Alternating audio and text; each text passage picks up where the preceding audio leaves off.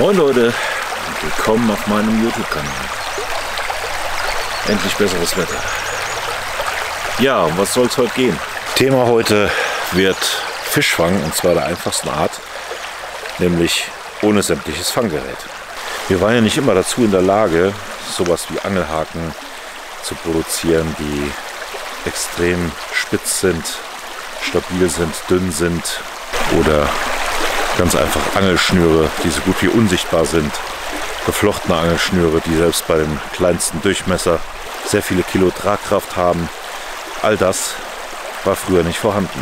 Und aus Wissen genau aus dieser Zeit müssen wir uns bedienen, wenn man irgendwo draußen versucht zu überleben und hat einfach nichts dabei, ist aber auf eiweißhaltige Nahrung angewiesen. Der moderne Angler von heute sucht normalerweise bei sowas immer tiefere Stellen auf, Stellen nach kleineren Stromschnellen, wo oft Fische stehen und warten, dass Nahrung vorbeikommt. Auch solche tieferen Kanten an Außenbereichen von Kurven, die im Schatten liegen, wo Fische Deckung haben, sind oft Stellen, wo man mit normalem Angeln erfolgreich sein kann. Wo aber die wenigsten drüber nachdenken, wie kommen die Fische dahin? Irgendwann müssen all diese Fische auch mal durch flachere Bereiche durch. Und genau solche Bereiche sind das Richtige für die Methode, die ich euch jetzt zeige. Das Baumaterial dafür ist in jedem Fluss oder Bach vorhanden, nämlich braucht ihr nichts anderes als Steine. Es ist auch möglich, das Ganze aus Holzpfosten zu machen, ist aber weit aufwendiger und zeitintensiver. Also warum nicht nutzen, was da ist? Und diese Stelle hier wäre eigentlich prädestiniert für diese Fischfalle. Was Leute kennen, die sich damit beschäftigen, oder was auch bei zum Beispiel der Serie Seven vs. Wild gezeigt wurde, ist diese Reuse mit der Flasche, die man dann vorne abschneidet und falsch rum reinsteckt. Damit lässt sich Kleinfisch fangen, lässt sich prima für Köderfisch oder sonstiges nutzen, um Größeres irgendwie zu erwischen mit Angelgerät, von dem man dann auch mal ein bisschen was hat. Um das Prinzip der Reuse soll es heute auch gehen, aber wie gesagt aus komplett natürlichen Materialien, einfach aus den Steinen im Fluss gebaut. Wie es halt so in Deutschland ist, es gibt für alles wieder irgendwelche Gesetze, welche leider auch der Grund sind, warum ich euch das Ding nicht einfach hier reinbauen kann. Ja, dagegen spricht sowas wie Wassernutzungsrecht, Fischereigesetze und sonstiges. Ich habe zwar Fischereischein, aber ja, nicht für das Gewässer. Wir sind hier an einem Zufluss der Lahn, der ein oder andere wird es kennen. Was es aber auf jeden Fall ist eine nette Kulisse, auch wenn Flugzeuge mal wieder nerven. Willkommen in der Zivilisation, überall liegt was rum. Da ist eine Straße, ich bin hier an einem Wanderparkplatz, da liegen irgendwelche Silageballen rum und da unten liegt mal wieder Müll im Wasser. Nehmt euren Scheiß doch einfach mit nach Hause, ihr habt den Kram doch auch hier hingeschleppt. Passend dazu, demnächst wird es auch wieder eine Cleanup-Aktion geben, auch unter anderem an der Lahn mit ein paar Leuten, mit kräftiger Unterstützung von Firmen, die dabei mit anpacken und nachher den Müll auch wieder annehmen. Hier schon mal vielen Dank dafür. Jeder von euch kann übrigens auch mit anpacken und was machen. Organisiert was selbst, räumt draußen auf. Wenn andere zu blöd dafür sind, ihren Kram mit nach Hause zu nehmen und in die Landschaft zu schmeißen, müsst ihr das nicht genauso machen. Und gerade die Outdoor-Szene, die outdoor-affinen Menschen da draußen, Wanderer, Angler, sollten dafür Verständnis haben. Insbesondere was Angler angeht, ist mir übrigens aufgefallen, dass viele Angler ihren Kram, ihre leeren Köderkisten und alles Mögliche einfach am Wasser lassen. Leute, das muss nicht sein. Da ich, wie gesagt, aus rechtlichen Gründen das Ding nicht einfach in den Fluss bauen darf, behelfen wir uns heute einfach mal wieder mit Stift und Papier. Und ich werde euch mal noch ein, zwei Bilder einblenden von der praktischen Anwendung von dieser Art von Falle. Wenn wir jetzt also hier unseren Fluss haben oder kleineren Gebirgsbach, was auch immer, Fische sind da drin, auch wenn manche das unterschätzen, geht es bei einer Reuse ja im Prinzip darum, dass man eine Art Trichter baut, wo die Fische reingeleitet werden, hier hinten auf irgendeine Weise zu ist, die Fische reinkommen, aber durch die kleine Öffnung den Ausgang nicht mehr finden. Dasselbe Prinzip ist es auch im Fluss, nur dass wir das ganze Ding aus irgendwelchen Steinen in den Fluss legen, möglichst so, dass die Fische, die ihr fangen wollt, von der Größe her da nicht durchkommen. Das Wasser sucht sich seinen Weg und kommt da trotzdem irgendwie weiter. Ich zeichne das jetzt eben mal zu Ende.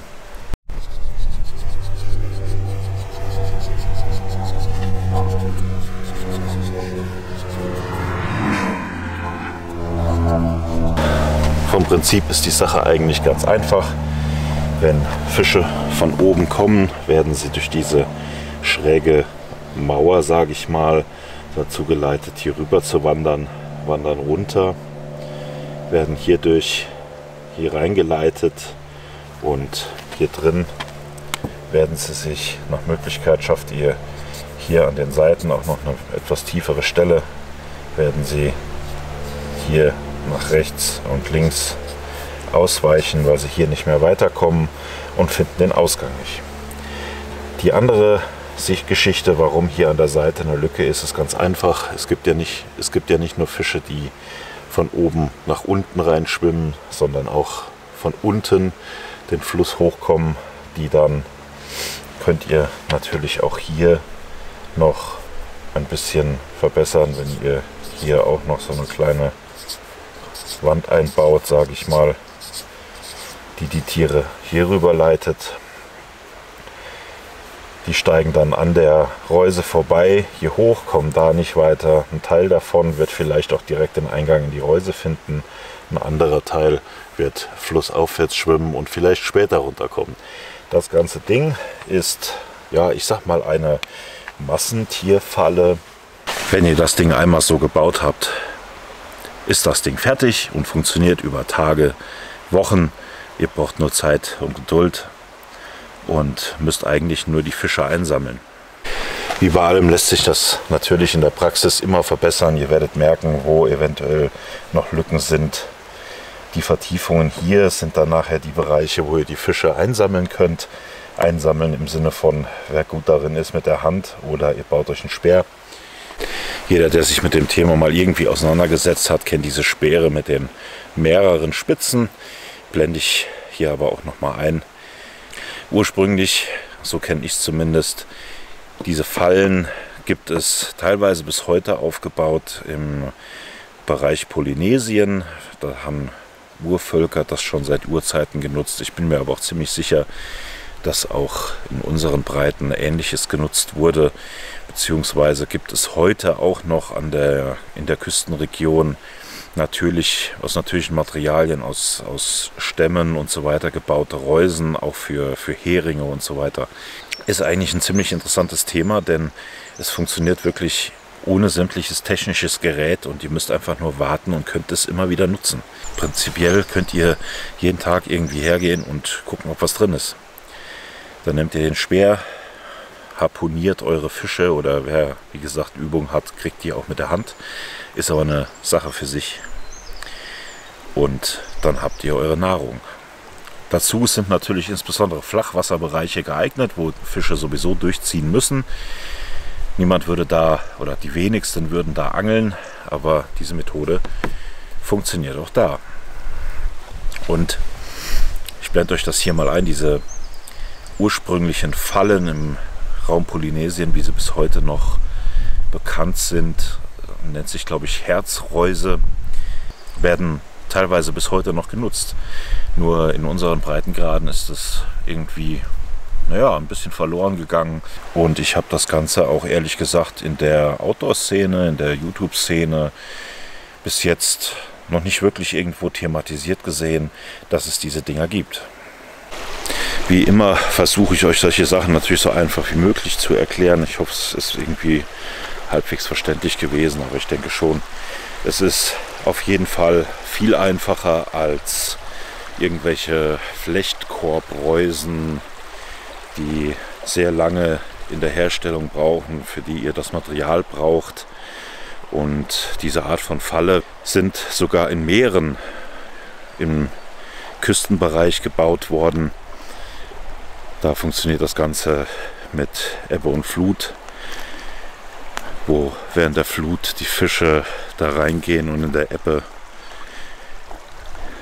einfach drin bleiben und ja, im Prinzip eingesammelt werden können. Wenn euch das Thema Fischfang interessiert, kann ich auch gerne mal ein Video dazu machen, wie man denn mit einfachstem Angelgerät, mit diesem Angelkit, nenne ich es mal, einfach nur Schnur und Haken, alles andere von draußen Fische fangen kann. Auch wie man das vielleicht ein bisschen effektiver kann, was für Haken man verwenden kann für solche Sachen. Denn es gibt auch Haken, wo die Wahrscheinlichkeit, dass die Fische einfach hängen bleiben, deutlich höher ist als mit diesen ganz normalen Standardhaken mit Widerhaken.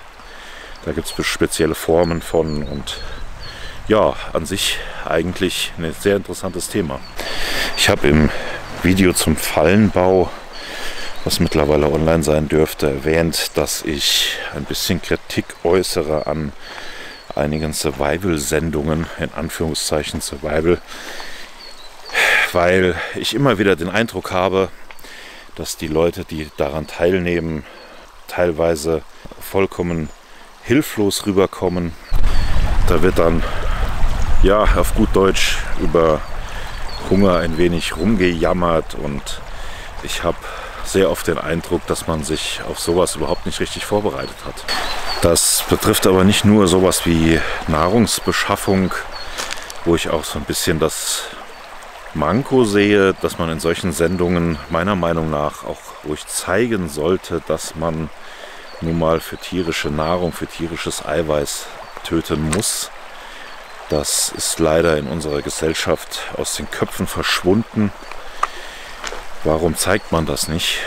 Und zum anderen sind da auch viele andere Dinge, wie salzig darf Wasser sein, dass ich es noch trinken kann oder ich weiß nicht. Also ich habe zunehmend den Eindruck, dass gesellschaftsmäßig bei uns, ja, nennen wir es, irreal gelebt wird.